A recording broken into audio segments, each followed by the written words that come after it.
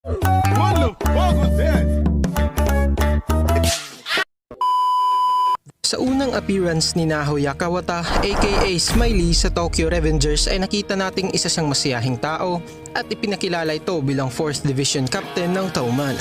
At syempre, bilang Captain Division ay meron din itong Vice Captain kagaya ng iba. Hindi pa ipinakilala ang Vice Captain ng 4th Division sa anime at andito ako para talakayin ito sa inyo. Yo, what is up mga otaku? Ako nga pala si Otaku TV and we are back again with another video. At sa video na to ay tatalakayin natin ng Vice Captain na kapatid ni Nahoya Kawata na tinaguri ang Black Horse ng Touman at The Crying Blue Ogre sa panahon na kailangan siya ng mga kaibigan niya. So let's go! Perfect.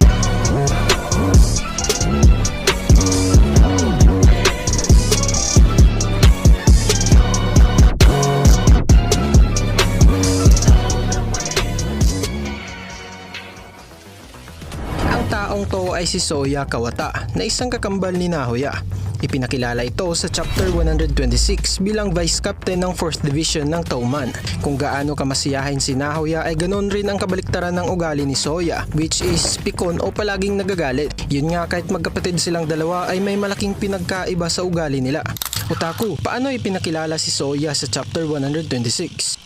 Pinalibutan si Takemichi ng Tenjikugan kasama si Teta Kisake. Ipinaalam ni Kisake kay Takemichi na isa na siyang General Staff Officer ng Tenjiku at sinabing, balang araw ay gagawa ako ng sarili kong Touman.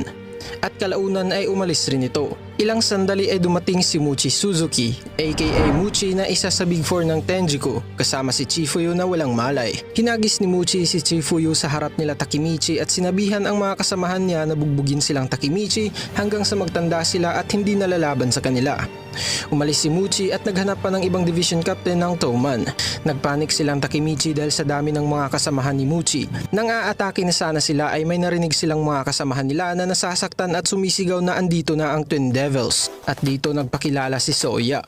Sinagasaan niya ang mga miyembro ng Tenjiku Gang na parang mga NPC ng GTA. Nagsitakbuhan sila pero halos lahat sa kanila ay nasagasaan. Nagulat si Takemichi sa nakita niya at mas nagulat pa ito nang nakita niya si Soya kasama ang kaibigan ni Takemichi na si Takuya. Nalilito kung bakit galit na Nahoya ang nakikita niya. Napagmalan niyang Nahoya si Soya dahil magkahawig ang mukha nila ni Nahoya at hindi pa niya ito nakikilala. Lumapit si Soya kay Takemichi at sinabing, tignan mo. Nakita ko siyang walang malay sa daan. Dahil doon binigyan ko siya ng first aid. Pero siguraduhin mong makakapunta siya sa ospital, okay? Nag-aalala ko sa kanya. At dito nalaman ni Takemichi na isang mabait na tao si Angry. Ilang oras ay dumating si Nahoya at sinabi kay Takemichi na hindi raw siya ang kinakausap niya. Nagulat at nalilito si Takemichi sa mga nakita niya. Pinakilala ng isang gang Wikipedia na kaibigan ni Takemichi ang Twin Devils ng 4th Division Squad ng Touman. Ayon sa kaibigan niya ay magkakambal raw sila. Sa ilalim ng kanyang ngiti ay may nakatago rang puso ng isang demonyo. At ito ay ang nakatatandang kapatid na si Smiley. Ang isa naman ay dahil sa galit niyang mukha ay tinatago ang malaanghel niyang puso at ito ay si Angry. Pag nagsama, sila daw ang 4th Division Captain at Vice Captain ng Touman. Nagulat si Takemichi nang malaman niya na magkakambal ang 4th Division leaders. Pagkatapos nila mag-usap ay pinasakay sina Chifuyu at Takemichi para i-raid ang Yokohama kung saan nanggaling ang Tenjiku. Otaku, bakit kilala sila bilang Twin Devils at ano ito? Well, ito ang sagot ko para dyan, Otaku. Chapter 127. Papunta na sila sa Yokohama. Habang nagmamaneho ay kinamusta ni Nahoya si Chifuyu at tinanong kung nabugbog ba daw siya ni Muchi. Sinagot ito ni Chifuyu na hindi pa daw siya natalo sa laban nila. Hindi matanggap ni Chifuyu ang pagkatalo niya kay Muchi, kaya sinabihan siya ni Nahoya na huwag kang magpakaastig dahil kahit sila daw ay natalo daw ito ni Muchi nung hindi pa sila kasali sa Touman, nung time na may sarili pa silang gang, at ang pangalan ng gang nila ay Twin Devils. Palagi raw silang nag-aaway laban sa gang ni Muchi noon pa, which is ang Kawasaki Gang aka Jugem. Nung time na hindi pa rin kasali si Muchi sa Tenjiku. Dahil palagi silang naglalaban at wala pang nananalo sa panig ng grupo nila ay isang araw nagtipon sila sa ilalim ng tulay para malaman kung sino nga ba talaga ang malakas sa grupo nila. Hinamon ni Nahoya si Muchi ng one-on-one, leader laban sa leader. But in the end ay natalo si Nahoya. Pagkatapos matalo ni Nahoya ay hinamon naman ito ni Soya. Pero natalo din siya. Masaya itong ikunwento ni Smiley kay Chifuyu at tinanong ito ni Chifuyu kung ano ang masaya sa pag-alala ng laban na natalo sila. Sinagot ito ni Angry na hindi raw sila nakikipaglaban sa alam nilang mananalo sila. Kagaya daw ni Takemichi ayon kay Smiley. In short, masaya sila sa isang laban na natcha-challenge sila. Otaku, since si Smiley ang nakatatandang kapatid at leader ng dating gang nila, ibig bang sabihin nito ay mas malakas si Smiley kaysa kay Angry? Well, si Smiley ay mahirap i-predict pagdating sa laban dahil sa palaging nakangiti niyang mukha. Pero maniniwala ba kayo pag sinabi kong si Angry ang mas malakas sa kanila? Alam kong alam na to ng iba. Maraming manga readers ngayon eh. Well, kung hindi mo alam, pakinggan mo ako sa sasabihin ko. Fast forward nung time na naglaban ng Touman at Tenjiku. Wala pa si Draken at Mikey dahil sa pagkamatay ni Emma. Naghihirap ang Touman dahil kulang sila sa manpower, di kagaya ng Tenjiku na marami at kumpleto ang grupo nila. Naglaban sina Angry kasama si Hakai laban sa Haitani Brothers. Nahihirapan sila Angry kasama si Hakai sa kanila. Dahil mali ang ipagsama silang dalawa sa laban ayon kay Chifuyo. Parehas daw silang bunso, selfish, spoiled at irresponsable kaya dahil doon hindi sila nagkakaintindihan. Bugbog ang inabot nila sa Haitani Brothers. Pero nang umalis na ang Haitani Brothers ay tumayo sila at tinawag ang mga ito. Umatake silang dalawa ni Hakai. Walang nagbago sa laban. Palagi pa rin silang nabubugbog at binalian pa ng buto si Angry. Masaya ang Haitani Brothers nang mabalian nila si Angry. Nagtamo ng baling braso at paa si Angry sa kanila. Sinunod nila si Hakai habang nanonood si Angry na walang magagawa para sagipin siya. Binalian at hinampas ng parang tubo sa ulo si Hakai ng Haitani Brothers. Hindi raw patas ayon kay Angry habang pinapanood si Hakai na tinotorture. At dahil alam nating isang mabait na tao si Angry ay nagsimula itong mag-alala para kay Hakai na kapag ipinagpatuloy daw ito ng Haitani Brothers ay maaari daw mamatay si Hakai. Nagsimulang umiyak si Angry. Wala pala to, Otaku. Iyakin pala to si Angry. Sabi mo malakas to kaysa kay Smiley. Bakit umiiyak to?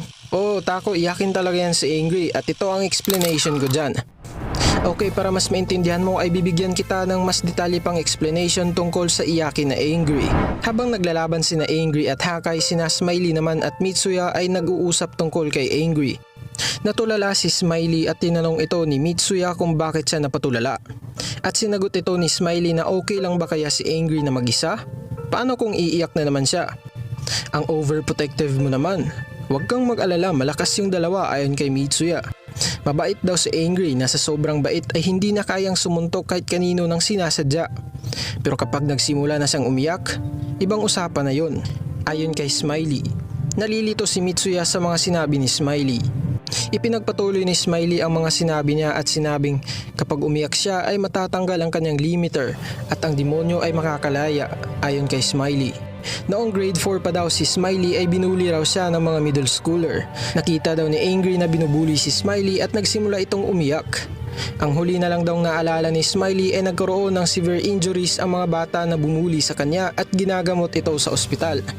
Napawat si Mitsuya sa mga sinabi ni Smiley. Simula daw nung araw na yon ay gumawa ng pangako si Angry na hindi na siya iiyak ulit.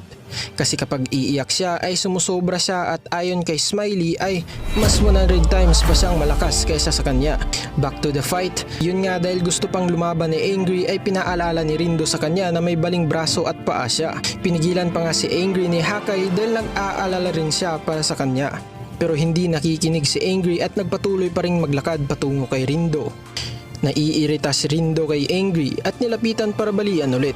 Sinabihan si Rindo ni Ran na wag daw siyang magpadalos-dalos. Binaliwala ito ni Rindo. Minaliit niya si Angry at itinake down niya ito. Pero hindi niya ito napagalaw sa posisyon niya. Pinabalik ni Ran si Rindo pero huli na ang lahat. At nasuntok ito ni Angry ng malakas sa mukha. Nawala ng malay si Rindo dahil sa isang suntok ni Angry. Nagulat silang lahat mapagangman ng Tenjiku at Touman. Kinabahan si Ran Haitani nang makita niya ang kapatid niyang nawala ng malay. Hinanap niya si Angry pero ang hindi niya alam ay nasa likod na niya ito. Sinuntok ni Angry si Ran Haitani at natumba ito kagaya ng kapatid niya. Nagulat ulit nang may halong takot ang Tenjiku gang sa nakita nila. Hindi makapaniwala si Muchi sa nakita niya. Umalis siya sa laban nila ni Chifuyo at pumunta kay Angry. Minaliit ni Muchi ang The Crying Blue Ogre. Sinuntok ito ni Angry at hinalikan ni Muchi ang lupa pagkatapos niyang masuntok sa mukha. Nakayaw ang dalawa sa Big 4 ng Tenjiku. Disclaimer, sinabi kong dalawa dahil counted as one na ang Haitani Brothers sa Big 4. Nakayaw ang dalawa sa Big 4 ng Tenjiku. Nagulat si Chifuyo nang makita niyang napatumba ni Angry si Muchi. At sinabing, ikaw pa ba yan, Angry? Nang napatumba na niya si Muchi ay naghanap pa siya ng iba pang lalaban sa kanya. Natakot ang mga Tenjiku members maliban sa isa, at ito ay si Mucho na dating 5th Division Captain ng Touman. Habang lumalapit si Mucho ay sinabi niyang, "Nakita ko na kung bakit ikaw ang Dark Horse ng Touman." Hindi minaliit ni Mucho si Angry at itinake down niya ito ng malakas, pero nag-counter-attack ito si Angry at si Mucho ang nakatumba sa kanilang dalawa. At as usual, nagulat silang lahat sa nakita nila. Humanga si Chifuyu sa ipinakita ni Angry, habang si Takemichi ay litong-lito sa nakita niya. Hindi sila makapaniwala na ang tatlo sa Big Four ay napatumba ni Angry ng mag-isa. Natakot ang mga Tenjiku members kay Angry at nabigyan ng lakas ng loob ang Touman na ipagpatuloy ang laban kahit wala pa sina Mikey at Draken. Tumayo si Hakai kasama si Takemichi at iba pang makakalaban sa Tenjiku para ipanalo ang Touman. At ito ang kwento ng The Crying Blue Ogre ng Tokyo Manji Gang. Nung nabasa ko yung part na umiyak at pinatumba ni Angry ang tatlo sa Big Four, naalala ko si Gohan sa Dragon Balls. Sorry pala sa mga fans ni Angry ha, kasi nandun na ang concept na umiyak at lumakas eh. But nagustuhan ko yung backstory nilang dalawa ni Smiley. Ipinakita doon kung gaano nila kamahal ang isa't isa, at huwag nating kalimutan na grabe ang loyalty nila sa Touman, na kahit binalian na si Angry ay lumaban pa rin ito para sa mga kaibigan niya. Di kagaya ng iba dyan na alam nyo, gagamitin lang ang Touman para makuha si Tachibana. Well, hanggang dito na lang. Sana nagustuhan niyo ang videong to, at huwag sanang kalimutang i-hit ang like at subscribe button. At i-ring na rin ang notification bell para rekta kang ma-notify sa pag-upload ko ng susunod ko pang mga videos. Ako nga pala si Taco TV at salamat sa panonood.